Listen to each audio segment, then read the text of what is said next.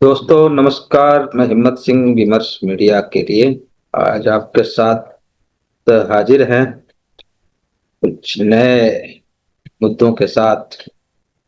अ, आज 9 जून है।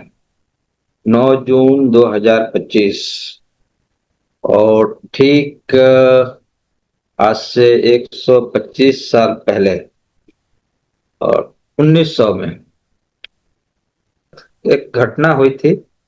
और वो घटना ये थी कि जो आज का ये जो झारखंड है, उस समय उसका नाम क्या रहा होगा। हालांकि लोग कहते हैं कि बिहार का हिस्सा था। बिहार के बाद झारखंड अलग हुआ है। तो झारखंड राज्य का मसला है। लेकिन जब ये 1900 की बात है और आज से 125 साल पहले एक महान क्रांतिकारी आदिवासी अधिकारों के लिए एक लूट खसोट जो वहां के उस समय के अंग्रेजों द्वारा या उस समय के साहूकारों द्वारा जो आदिवासियों को का माने भयंकर शोषण हो रहा था। इसके साथ साथ भयंकर विस्थापन का भी मामला झेलना पड़ रहा था। ऐसे में 1875 में जन्मे बिरसा मुंडा, जिनकी शहादत होती है 1900, कुल मात्र 25 साल की उम्र में। और वो जो विरासत छोड़ जाते हैं, वो विरासत बहुत बड़े विद्रोह का विरासत है। और उसके पहले भी अ, आदिवासियों ने जब जब अत्याचार शोषण और उत्पीड़न या आदिवासियों पे जो बेदखली का पूरा जो मामला चला, उस समय अ, विद्रोह होते रहे। लोगों ने अपने अपने ढंग से उन तमाम उत्पीड़न का, शोषण का, या कहिए कि एक बेहतर मानवीय मूल्य, एक आदिम जो मूल्य है और सबके साथ साझा रह के चलने का, प्रकृति के साथ साझा होके बिना किसी एक दूसरे को नुकसान पहुंचाए अ, जो जीवन जीने का, सामूहिक जीवन जीने का जो एक पूरा एक तरीका होता है, उसके लिए उसके खिलाफ जब जब अ, मतलब अत्याचारियों ने, और खास करके अ, जो बड़े औपनिवेशिक अत्याचारी थे, उनके सह पे जो देसी अ, जो शोषक थे, उत्पीड़क थे, जब जब इन आदिवासियों पे हमले हुए, आदिवासियों ने एक मिसाल कायम की। तो उस मिसाल में ये हम देख सकते हैं कि बिरसा मुंडा का जो पूरा आंदोलन है, या बिरसा मुंडा ने जिस तरह का अ, बिगुल बजाया था अपने इलाके में, तमाम आदिवासियों को इकट्ठा किया और जंगल और माटी जो इनकी माँ है, उस पे किसी तरह का कोई अत्याचार करेगा तो हर आदिवासी उसके खिलाफ लड़ेगा। और उस जमाने तक 1857 के बाद अ, एक तरह से नया सेटलमेंट एक्ट और क्या क्या सब चीजों के जरिए आदिवासियों को, मतलब जानवरों से भी ज्यादा उनके साथ सलूक किया जा रहा था। उन जो वहाँ के साहूकार होते थे, या जो उधर खनिज पदार्थों के लिए जो पूरा का पूरा बाहर से जाके लोग अत्याचार करते थे, सहज जीवन जीने वाले लोगों के या आदिवासी समाज के लोगों को मतलब कीड़े मकोड़े की तरह वो समझते थे। और आदिवासी समाज कभी भी हिंसक समाज नहीं रहा, हिंसा उसमें नहीं है। लेकिन उनके जो बुनियादी प्रश्न है, बुनियादी प्रश्न जो, जिस जमीन को वो माँ समझते हैं, जिस जंगल को, अपने प्रकृति को अपना भगवान समझते हैं, यदि उस पर किसी तरह का कोई हमला हुआ तो बेहिचक ये जानते हुए कि दुश्मन कितना शक्तिशाली है, कितना क्या है, उसकी बजाय जगह आदिवासियों ने अंतिम क्षण तक लड़ाई लड़ी।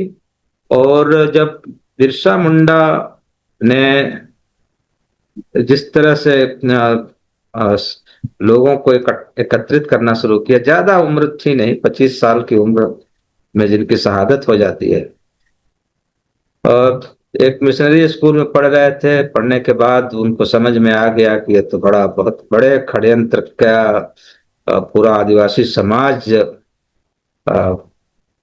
शिकार हो रहा है, उसको बेदखल किया जा रहा है।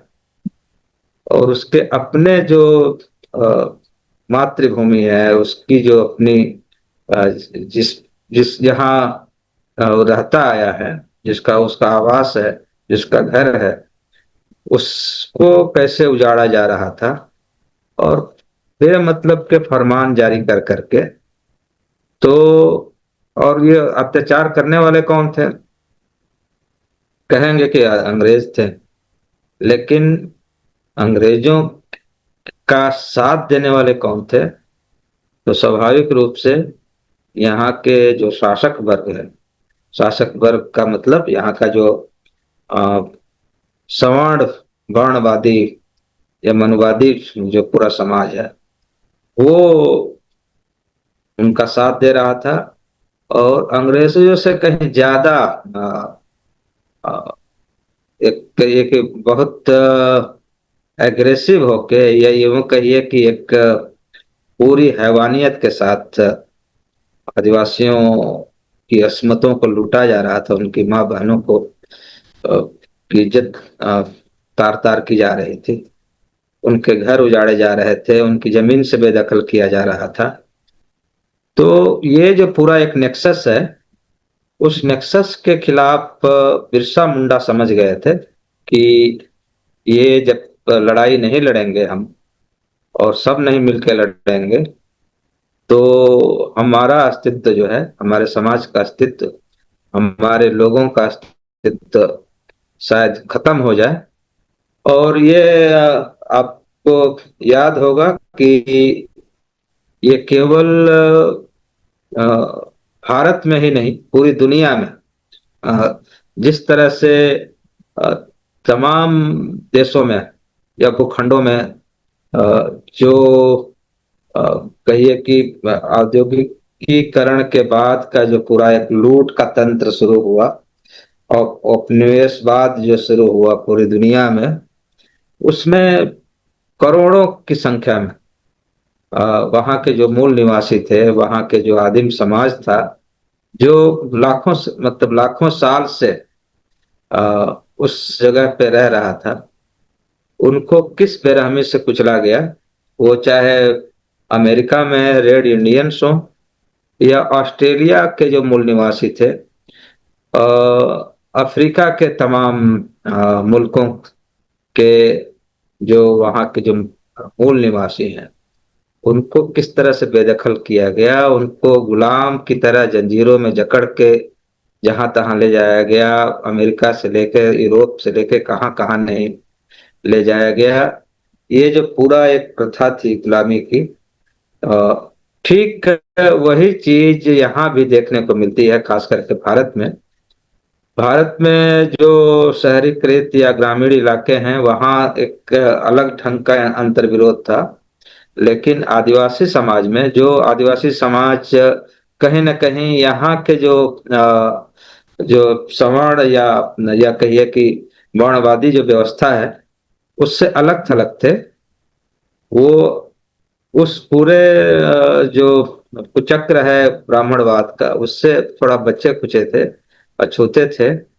लेकिन जिस तरह की घृणा और नफरत यहाँ के मूल निवासियों के प्रति अ, रही है, ब्राह्मणवादियों की या आर्य नस्लवादियों की, वो आपको यहाँ भी आदिवासी इलाकों में भी, खास करके झारखंड में, उड़ीसा में, छत्तीसगढ़ या और तमाम जगहों पे वो दिखाई देती है।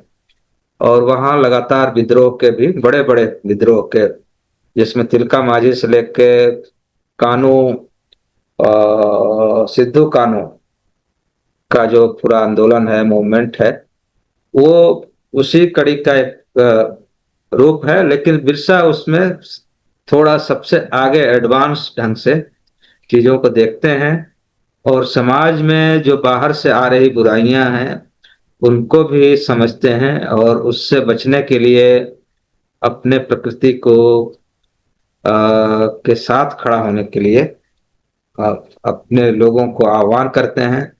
और लगातार लोहा लेते हैं अंग्रेजी सेना के खिलाफ। अंग्रेजी जो हुकूमत थी, उनकी जो जो बटालियनें होती थी, या उनके जो सुरक्षा तंत्र था, उसको लगातार वो भेदते जाते हैं। और अंग्रेज भी उस समय बहुत परेशान थे कि कैसे पकड़ा जाए बिरसा मुंडा को। लेकिन जिस तरह से पूरा समाज वहाँ यूनाइटेड था, और बिरसा का कहना था कि हर कोई बिरसा है, और कोई मैंने घास की तरह सब हो जाओ, किसी दुश्मन को ये पता न लग पाए कि कौन मुख्य घास है और कौन कौन उसका नेता घास है। तो इस तरह से जो पूरी संरचना उन्होंने की थी, उसमें लगातार जो यहाँ के जो शोषक थे, खास करके भारतीय ब्रांड वाले, वो, और पुलिस, खास करके ब्रिटिश पुलिस। और ब्रिटिश पुलिस में भी आप देखेंगे कि कौन लोग थे, मैक्स अधिकतर जो वहां थे उसमें भर्ती थे, ये भारतीय ही थे। भारतीय ही थे। और भारतीय जो औपनिवेशिक गुलामी का जो मतलब एक शिकार था भयंकर किस्म से, वो अपने आप को भी अंग्रेजों के औलाद समझता था, या अंग्रेजों की तरह ही वो समझते थे। और बाकियों, जिस तरह से बाकी अंग्रेज या अंग्रेजों के चट्टे बट्टे जिस तरह से नफरत करते थे देसी यहाँ के जो मूल निवासी हैं या भारतीय हैं, वैसे ही उन सिपाही भी जो ब्रिटिश सेना में थे, वो भी वैसे ही नफरत करते थे। खैर, बिरसा मुंडा को गिरफ्तार कर लिया गया 1900 में, फरवरी में। और 9 जून को उनका उनका देहांत हुआ। लोग कहते हैं कि जहर दे दिया गया, कुछ लोग कुछ और कहते हैं। क्या हुआ उस वो भी जांच का विषय है, या कभी निकलेगा कि नहीं निकलेगा वो समझ में नहीं आता। लेकिन इस बहाने हम थोड़ा चलते हैं आज के परिदृश्य पे। आज जिस तरह से आदिवासी समाजों को उस जो मूल परंपरा रही विद्रोह की, स्वतंत्र स्वतंत्र जीने की, आ, आजाद होके जीने की जो परंपरा रही आदिम समाज की, आ, उस पे लगातार चोट होती गई। और इस चोट होने का दो कारण है। एक तो उन समाजों के नीचे, जमीन के नीचे जिस तरह के खनिज पदार्थ और तमाम चीजें पाई गई, तो उस पे कब्जा करने के लिए बड़े पैमाने पे बेदखल करना, और बेदखल करने के साथ साथ पूरी अमानवीय तौर तरीके के साथ राज्य सत्ता है, खास करके भारतीय जो राज सत्ता है, या कहिए कि उसके जरिए जो पूरा का पूरा एक तंत्र विकसित कर लिया गया है, वो भी ये मान के चलता है कि भारतीय जो आदिवासी समाज है, ये विकास विरोधी है, और ये विकास नहीं होने देना चाहते, और ये नक्सलवादियों के, नक्सलाइटों आ, के मुख्य संरक्षक हैं। और इस बिना पे इनको किसी, मतलब किसी भी तरह से आ, एक मानवीय जो पहलू है, उस पूरा का पूरा उसको गौण करके और उनके साथ पूरी हिंसा के साथ पेश आना, वो आप झारखंड में देख सकते हैं, वो छत्तीसगढ़ में देख सकते हैं। अभी हाल ही में 27 सीपीआई माओइस्ट के लोगों को मारा गया, लेकिन वो ये कह के मारा गया कि ये सब नक्सलाइट थे, माओइस्ट थे। इसके साथ साथ एक चीज और देखने को मिलती है कि लगातार खास करके बस्तर और आसपास के इलाकों में, झारखंड के तमाम इलाकों में जिस तरह से दखल बढ़ती जा रही है अर्धसैनिक बलों की, दूर दराज जंगलों में जिस तरह से सड़कें बनाई जा रही हैं, जिस तरह से पूरा का पूरा जो पर्यावरण है या इकोसिस्टम है उसको रौंदा जा रहा है, वो ठीक जो 1900 में जो शहादत हुई थी बिरसा मुंडा की, उससे भी कहीं ज्यादा खतरनाक स्थिति में, उससे भी ज्यादा कहीं भयंकर कहिए कि षड्यंत्र के जाल में, या कहिए कि उनके शिकार बनते जा रहे हैं। तो क्या आज बिरसा मुंडा की शहादत पे वो जो प्रश्न थे, जब जिस प्रश्न से बिरसा मुंडा जी जूझ रहे थे या उससे टक्कर ले रहे थे, क्या वो परिस्थितियां वो सब खत्म हो गई, या उससे था कि भाई अंग्रेज थे, विदेशी हैं, उनको हटाया जाए। फिर आजादी मिली 1947 में, उसके बाद एक संविधान लागू हुआ, संविधान के तहत पूरा का पूरा एक प्रावधान खास करके आदिवासी इलाकों के लिए, आदिवासियों के लिए वो पूरा बना है, शेड्यूल्ड ट्राइब जिसकी की एक अलग उसमें योजना है, या उसका एक अलग खंड है जिसपे अलग से मैंने उनके सुरक्षा को, उनको देखते हुए विशेष प्रावधान संविधान में किए गए। उसके बावजूद क्या सवाल ये है कि आज आदिवासी समाज या आदिवासी समूह, क्या अभी वो सुरक्षित हैं? क्या उनकी जो वो परंपराएं जो एक प्रकृति से संबद्ध होके पूरी परंपरा बनी है, पर कभी भी आदिवासियों ने कभी जंगल को नष्ट नहीं किया, आदिवासियों ने कभी इकोसिस्टम को नष्ट नहीं किया, लेकिन उन तमाम प्रावधानों के बाद, एसटी होने के बावजूद, क्या वो जंगल नष्ट नहीं किए जा रहे हैं? क्या उनको बेदखल 1900 में जिस तरह से हुआ होगा, या 1875 में जब जन्मे थे बिरसा मुंडा और देख रहे थे, अपने जब आंख खोली होगी कि किस तरह से विस्थापन किए का एक पूरा चक्र चलाया जा रहा है, चक्र चलाया जा रहा है, कैसे क्या वो उसी तरह के सारे साधन संसाधन जिसपे पूरा ये आदिम समाज हमारा जिंदा था, और इस आदिम समाज ही हमारा मूल समाज है, जहाँ जिसमें कहते हैं कि समाज व्यवस्था साफ साफ दिखती है, एक दूसरे के साथ गुथा हुआ पूरा एक सिस्टम होता है, वहां ना पुलिस होती है, ना कचहरी होती है, ना टैक्स होता है, ना कुछ होता है। ऐसे समाज ये जो है वो हमारा मूल मूल समाज है। बाकी तो लूट तंत्र के हिसाब से, लूट का और उसमें बंटवारे का, और उसमें किसको कितना हिस्सा मिलेगा, किसको नहीं मिलेगा, ये तंत्र का पूरा सिस्टम है। असल में समाज का जो समाज कैसे चलता है, या समाज किस तरह से एक्ट करता है, किस तरह से एक दूसरे के बिना वो सरवाइव नहीं कर पाएगा, वो आपको देखना हो तो आदिवासी समाजों को देखना पड़ेगा। फिर से आदिवासियों को सिखाने की जरूरत नहीं है, उनसे सीखने की जरूरत है।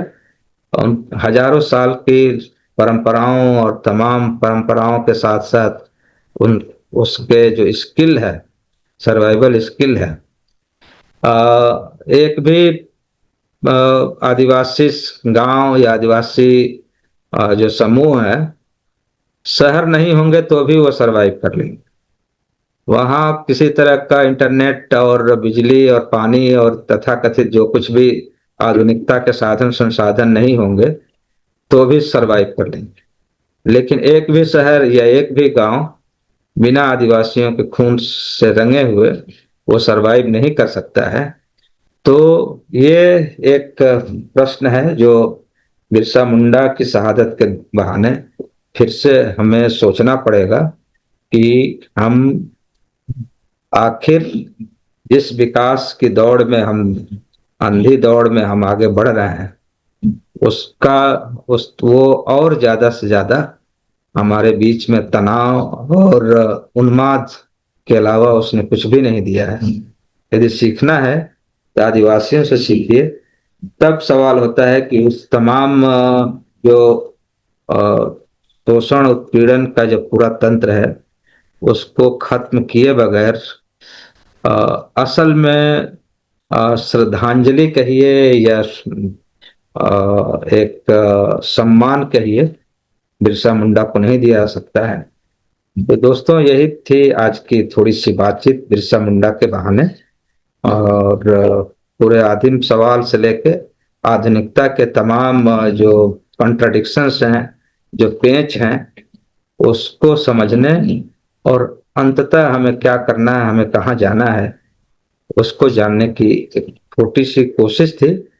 आपका कोई भी सुझाव हो तो हमें जरूर बताएं, और इस वीडियो को लाइक शेयर कर सकें तो बहुत अच्छा होगा, और हम बेहतर प्रोग्राम बना सकेंगे।